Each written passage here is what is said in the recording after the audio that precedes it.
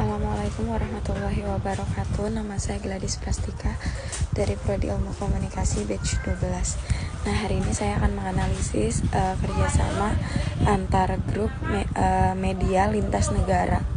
Nah, kerjasama antar grup media lintas negara ini merupakan fenomena yang semakin marak di era globalisasi dan juga digitalisasi media. Kolaborasi ini tuh nggak terbatas, terus juga bisa dalam bentuk apa saja. Nah, terus juga bisa mencakup berbagai jenis kerjasama, mulai dari pertukaran konten, terus juga produksi bersama, terus juga ada kerjasama juga dalam penyelenggaraan acara biasanya, dan juga kolaborasi dalam mengembangkan teknologi dan juga strategi distribusi yang baru. Kerjasama ini juga dapat mencakup dimensi kepentingan politik dan juga diplomasi biasanya. Nah, yang pertama itu bentuk kerjasama yang paling umum dan yang paling sering adalah pertukaran konten. Grup media dari berbagai negara sering banget ngasih konten materi berita, dokumenter, atau bahkan program hiburan. Biasanya kerjasama ini tuh berlangsung melalui jaringan agensi berita internasional seperti Reuters,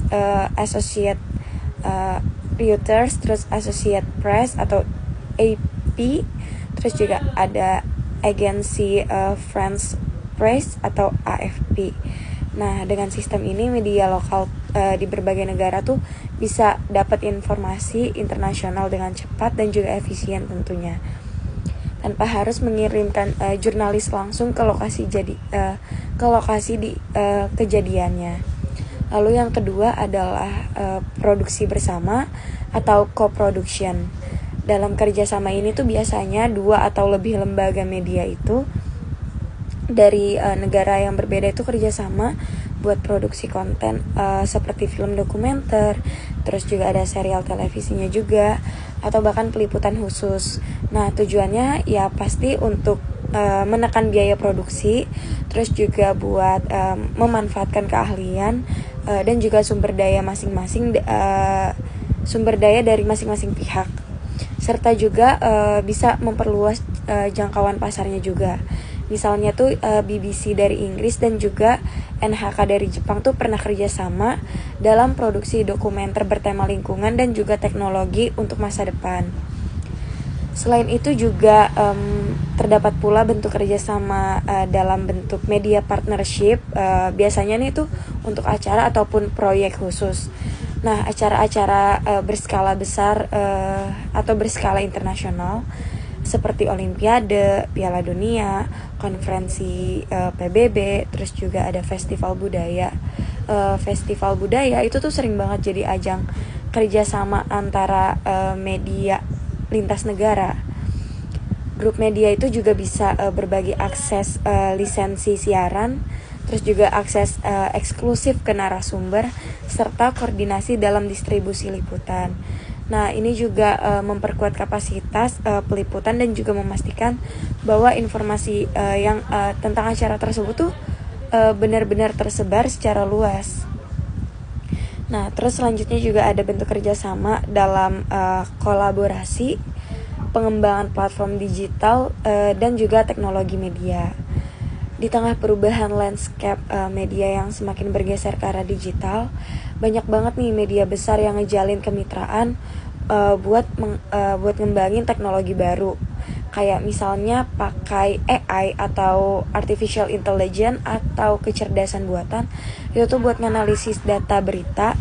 Terus juga ada sistem penyaringan informasi palsu atau fact checking, dan juga ada platform langganan digital.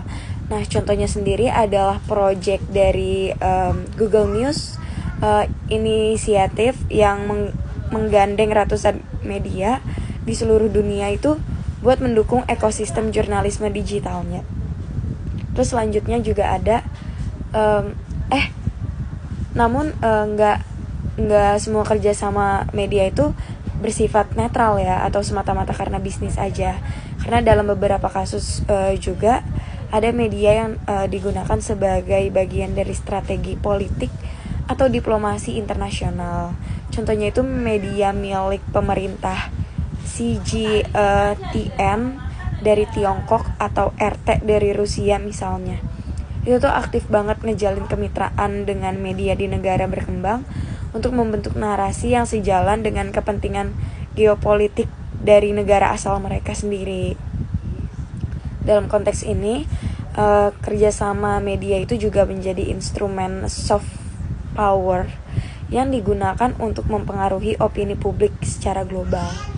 Terus juga terdapat beberapa motivasi utama juga di balik kerjasama media lintas negara, yaitu yang pertama pastinya ada motivasi ekonomi, dimana kalau misalkan media kerjasama itu bisa menekan atau menurunkan biaya produksi dan juga distribusi dari konten mereka. Terus juga ada motivasi distribusi dan juga ekspansi pasar. Media mana sih yang gak mau memperluas jangkauan pasarnya? Nah, ini tuh menjadi motivasi yang memungkinkan konten lokal dapat dipasarkan secara global dengan biaya yang sedikit. Terus juga ada motivasi politik dan juga budaya, di mana media itu digunakan untuk menyebarkan nilai-nilai atau ideologi tertentu ke audiens internasional. Terus juga ada motivasi inovasi dan juga adaptasi teknologi. Nah, ini tuh dalam menghadapi disrupsi digital, pastinya motivasi ini juga sangat penting. Nah, meskipun demikian, kerjasama media lintas negara juga pastinya menghadapin berbagai tantangan. Salah satunya adalah standar jurnalisme dan juga etika antar negara. Nah, meski demikian, kerjasama media lintas negara itu juga pasti menghadapi berbagai tantangan. Salah satunya adalah perbedaan standar jurnalisme dan juga etika antar negara. Praktik jurnalistik yang dianggap profesional di satu negara bisa jadi tidak sesuai dengan standar di negara lain. Selain itu, kontrol politik dan juga sensor di negara tertentu dapat mempengaruhi independensi kerjasama tersebut. Di beberapa kasus, kerjasama justru menjadi sarana penyebaran propaganda terselubung. Tantangan lainnya adalah ketimpangan kekuatan antar media, di mana media dari negara maju itu cenderung lebih dominan dan juga memiliki akses sumber daya yang lebih besar, sehingga bisa saja mengabaikan suara atau kepentingan media dari negara berkembang. Beberapa contoh kerjasama media lintas negara yang menonjol antara lain yaitu Project Panama Papers tahun 2016 yang melibatkan lebih dari 100 media dari lebih 80 negara dalam investigasi kebocoran dokumen keuangan. Ini juga merupakan contoh kerjasama jurnalistik global dalam mengungkap korupsi dan juga penyalahgunaan kekuasaan. Terus juga ada AG Plus dari Al Jazeera yang merupakan ekspansi digital dari jaringan berita asal Qatar. AG Plus ini juga bekerja sama dengan jurnalis dan juga pembuat konten dari berbagai negara untuk menyajikan isu-isu global dalam format digital yang menarik. Terus juga ada kolaborasi media Eropa seperti The Guardian, Le Monde dan juga Der Spiegel yang sering melakukan kerjasama editorial dalam investigasi jurnalistik dan juga peliputan krisis global. Nah, sebagai bentuk kesimpulan dari saya, kerjasama antar media ini, antar grup media lintas negara adalah wujud nyata dari dinamika komunikasi global saat ini. Di satu sisi, kerjasama ini juga berkontribusi dalam penyebaran informasi yang lebih luas dan juga akses terhadap beragam perspektif. Namun di sisi lain, kerjasama ini juga memiliki implikasi atau tantangan terhadap independensi dari media. Terus juga perbedaan keberagaman suara serta potensi manipulasi informasi.